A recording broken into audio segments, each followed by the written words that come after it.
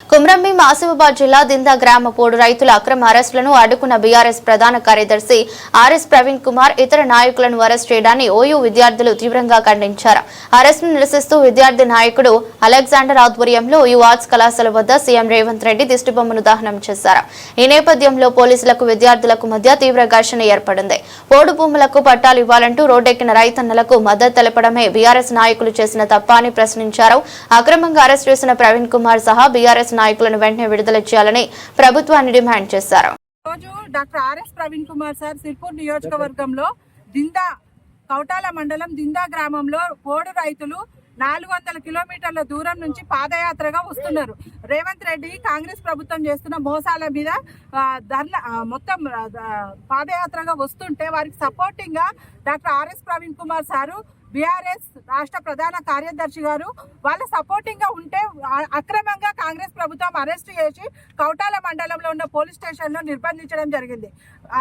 RS Praveen Kumar sir గారితో పాటు మిగతా బీఆర్ఎస్ లీడర్స్ అందరినీ అరెస్ట్ చేయడం జరిగింది.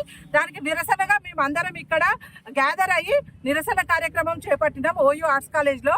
కాబట్టి ఇమ్మీడియట్ గా doctor RS Praveen Kumar sir గారిని విడుదల చేయాలని మేము కాంగ్రెస్ ప్రభుత్వాన్ని డిమాండ్ చేస్తున్నాం. రేవంత్ ప్రభుత్వం ముమ్మాటికి రైతులు వ్యతిరేకి ప్రజా వ్యతిరేకి ప్రభుత్వం అని మరోసారి నిరూపితమైంది. దీన్ని తెలంగాణ ప్రజలంతా తీవ్రంగా ఖండిస్తున్నారని తెలియజేసుకుంటున్నారు.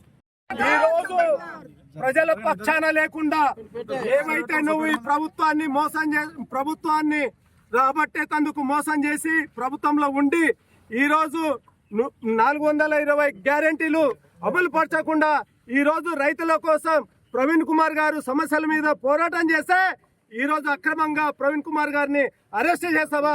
రేవంత్ రెడ్డి గారు నీకు రోజులు దగ్గర పడ్డాయి.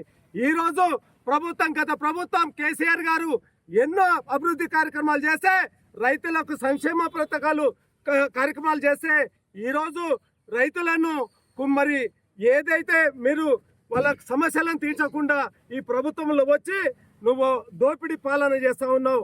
ఈ రోజు మన కేసీఆర్ ఏదైతే ఈ రాష్ట్రాన్ని తెలంగాణని అభివృద్ధి చేసిండో నువ్వు అంతకంటే అవినీతి పాలన చేస్తున్నావు. రేవంత్ రెడ్డి గారు నీకు రోజులు దగ్గర పడ్డాయి. ప్రవీణ్ కుమార్ గారు ఏ ప్రజా